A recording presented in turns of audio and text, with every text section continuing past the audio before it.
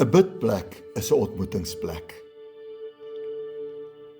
In Matteus 6 dui Jesus daarop dat ons elkeen 'n bidplek sal hê. Hy sê maar jy, wanneer jy bid, gaan in jou binnekamer. In antieke Israel was die binnekamer gebruik ook as bidplek. Die binnekamer was 'n aparte vertrek in die huis, 'n afgesonderde vertrek sonder vensters. In hierdie afgesonderde vertrek was kos gehou, soos olyfolie, vrugte, graan, heuning en so meer. Maar dit was 'n donker, koel vertrek, waarvan jy die deur kon toemaak, sodat jy onverstoord kon bid.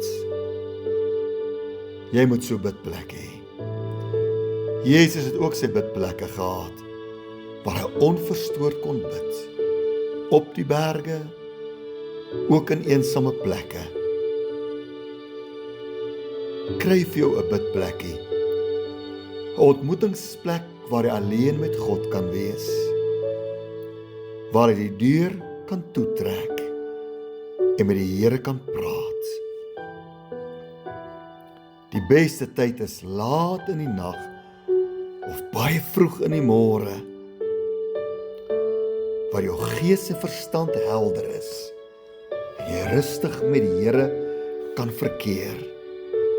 Jy het so 'n plek nodig, 'n ontmoetingsplek met die lewende God. Jou bidplek is 'n belangrike plek. Dit is 'n plek van bekragtiging. Jou bidplek is 'n kraamsaal waar jy geboorte gaan skenk aan wonders. Jou bidplek is 'n plek waar jy goddelike openbarings kan beleef.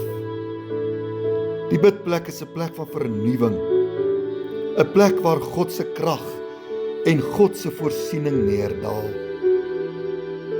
Die bidplek is 'n spesiale plek. Gaan rig dit in en ondervind dat jou bidplek 'n ontmoetingsplek met die lewende God is. Ek bid, Here, lei elkeen na 'n besondere bidplek toe.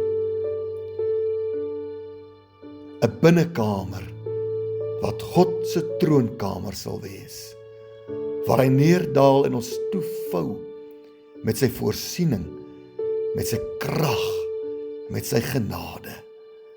In Jesus naam bid ek dit. En ek sê dankie, Here,